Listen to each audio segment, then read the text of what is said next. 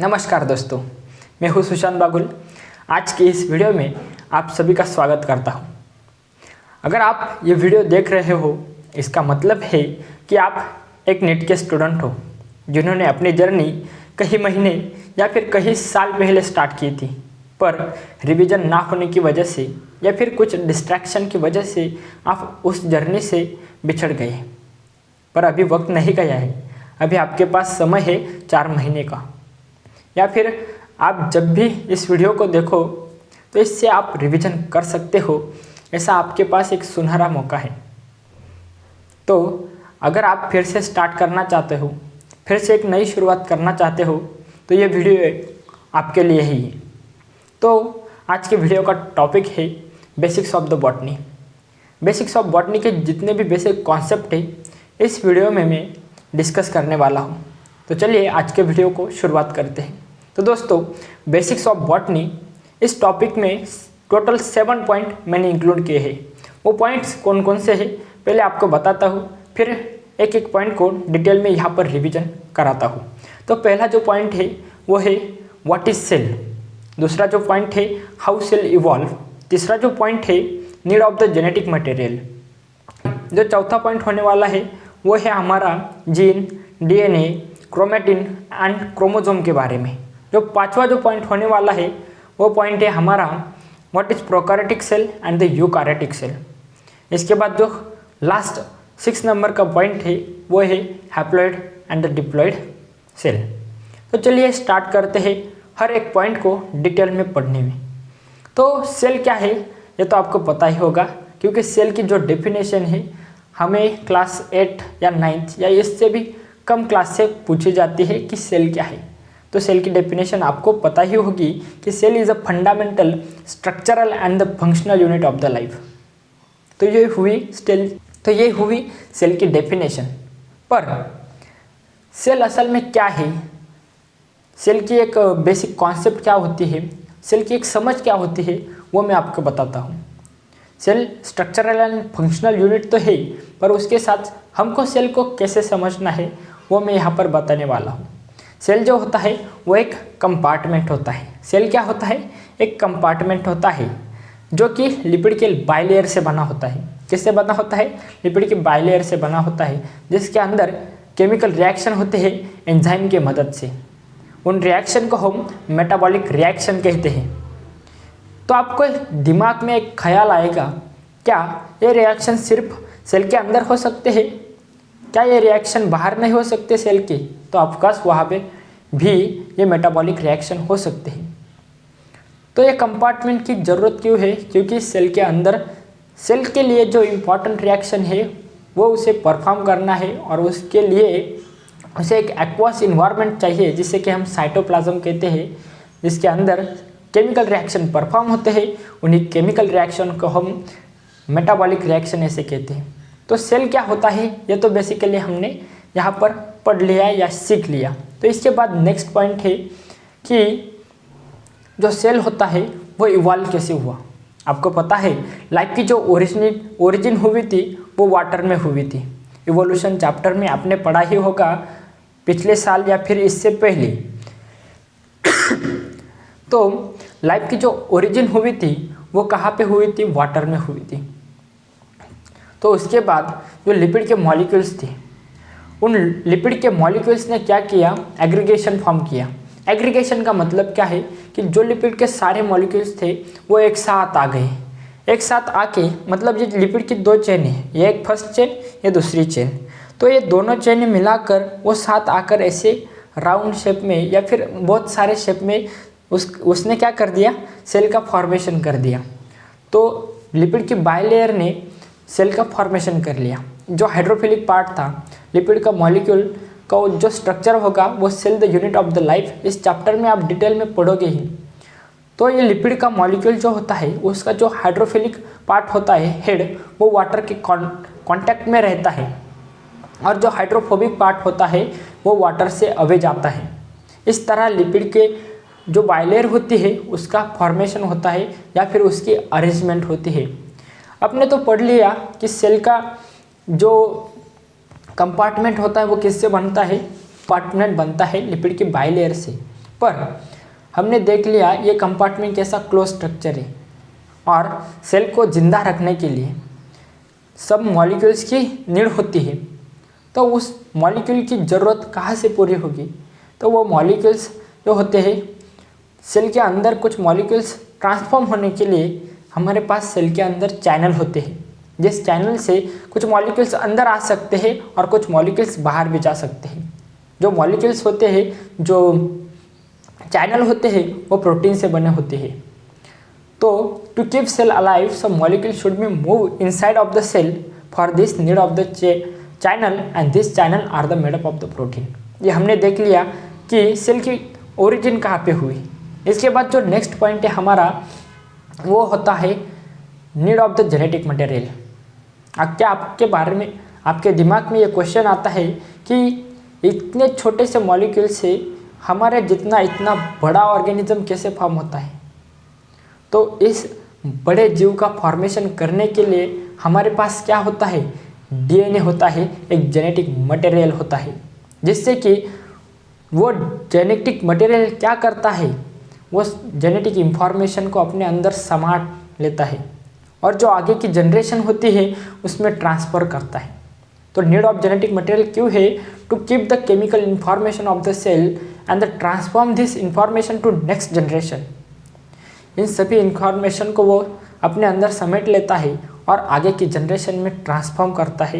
यही काम है जेनेटिक मटेरियल का। तो आपके दिमाग में एक और क्वेश्चन यहाँ पर आएगा कि ये जेनेटिक मटेरियल हमारे अंदर होता कौन सा है? क्या वो डीएनए है? क्या ये वो आरएनए है? तो इसका आंसर है कि जितने भी लिविंग ऑर्गेनिज्म है उनके अंदर जेनेटिक मटेरियल जो होता है वो डबल स्टैंडर्ड डीएनए होता है। यहाँ पर एक और क्वेश्चन भी आ सकता है जो कि आपने molecular basis of inheritance chapter में पढ़ा होगा कि कुछ ऐसे भी ऑर्गेनिज्म है जिनके अंदर जेनेटिक मटेरियल आरएनए होता है। तो यहाँ पर मैंने कहा कि जितने भी ऑर्गेनिज्म है लिविंग ऑर्गेनिज्म उनमें genetic material double standard DNA होता है। तो वहाँ पे आरएनए जेनेटिक मटेरियल कैसे आया? तो इस क्वेश्चन का आंसर है जो आरएनए जेनेटिक मटेरियल होता है वो वायरस में होता है और वायरस को हम लिविंग ऑर्गेनिज्म या फिर सेल कंसिडर नहीं करते, इसलिए जो आरएनए होता है वो जेनेटिक मटेरियल लिविंग ऑर्गेनिज्म में नहीं होता। वायरस को हम लिविंग ऑर्गेनिज्म कंसिडर नहीं करते, इसलिए लिविंग ऑर्गेनिज्म में जेनेटिक मटेरियल सिर्फ हमारे पास डबल स्टैंडर्ड डीएनए होता है। और एक और क्वेश्चन है, अगर किसी सेल के पास जेनेटिक मटेरियल ना हो तो क्या वो सेल जिंदा रह सकती है? क्या वो सेल फंक्शन कर सकती है? तो इसका आंसर है हाँ। हमारे बॉडी के अंदर आरबीसी नाम की एक सेल होती है जिसके पास जेनेटिक मटेरियल नहीं होता लेकिन वो फंक्शन करती है और जिंदा भी रहती है। उसका फंक्शन क्या है कि ट्रांसपोर्ट ऑफ गैसेस, ये आरबीसी का फंक्शन है। तो ऐसी सेल भी हो सकती है जिसके अंदर जेनेटिक मटेरियल ना हो पर वो जिंदा रह सकती है और साथ में फंक्शन भी कर सकती है। इसके बाद जो हमारा चौथा पॉइंट आता है वो है gene, DNA, chromatin and the chromosome. तो ये जीन क्या होता है? तो जीन जो होता है वो यूनिट ऑफ द इनहेरिटेंस होता है। इनहेरिटेंस का मतलब होता है वारसा, मतलब एक पीढ़ी से अगले पीढ़ी में जाने वाला जो गुणधर्म होता है उसे जीन कहते हैं, जो कि कंट्रोल करता है एक ट्रेट को। ये जीन की डेफिनेशन क्या है? जीन एक यूनिट ऑफ द इनहेरिटेंस है और ये जीन लोकेट कहाँ पे होता है? डीएनए पे, जो कि हमारे अंदर जेनेटिक मटेरियल होता है। तो ये डीएनए होता है वो कैसा होता है? डीएनए जो होता है वो एक थ्रेड लाइक स्ट्रक्चर है। डीएनए कैसा है? थ्रेड लाइक स्ट्रक्चर है, धागे जैसा स्ट्रक्चर है। अब यहाँ पर क्वेश्चन आएगा ये डीएनए प्रेजेंट कहाँ पे होता है? तो डीएनए जो जेनेटिक मटेरियल होता है वो सेल के न्यूक्लियस के अंदर प्रेजेंट होता है। जो डीएनए कंडेंस करके हमारे पास क्रोमेटिन का फॉर्मेशन करता है। जो डीएनए की साइज़ है ना, यहाँ पर एक और इंटरेस्टिंग बात आपको बताता हूँ, जो डीएनए की साइज़ होती है ना वो सेल के साइज़ से ज़्यादा होती है। पर आप यहाँ पर कहोगे कि इतना बड़ा डीएनए सेल के अंदर कैसे बैठ पाएगा? तो इसलिए एक कॉन्सेप्ट है क्रोमेटिन की। अगर आपको पता होगा जो हम पतंग उड़ाते हैं तो उसका मांझा कितना बड़ा होता है, लेकिन उसको अगर हम आसरी पे समेट ले तो वो कितने छोटी जगह में बैठ जाता है। वैसे ही डीएनए का साइज बहुत ज़्यादा है, लेकिन हम उसे कंडेंस कर ले तो फिर वो क्रोमेटिन का फॉर्मेशन करता है और छोटी सी जगह में बैठ जाता है। तो यही बेसिक कॉन्सेप्ट है। तो ये क्रोमेटिन क्या है, condense form of the DNA होता है। इस क्रोमेटिन के 2 टाइप्स होते हैं, यू क्रोमेटिन जो कि लेस कंडेंस हो और इजीली अनटैंगल हो सकता है, और जो दूसरा टाइप है वो है हेट्रोक्रोमेटिन जो कि ज़्यादा कंडेंस होता है, इजीली हम उसे ढीला नहीं कर सकते। ऐसा टाइप क्या होता है क्रोमेटिन का। पर हमारे पास 2 टाइप के सेल है, एक है यूकारियोटिक सेल और दूसरा है प्रोकारियोटिक सेल।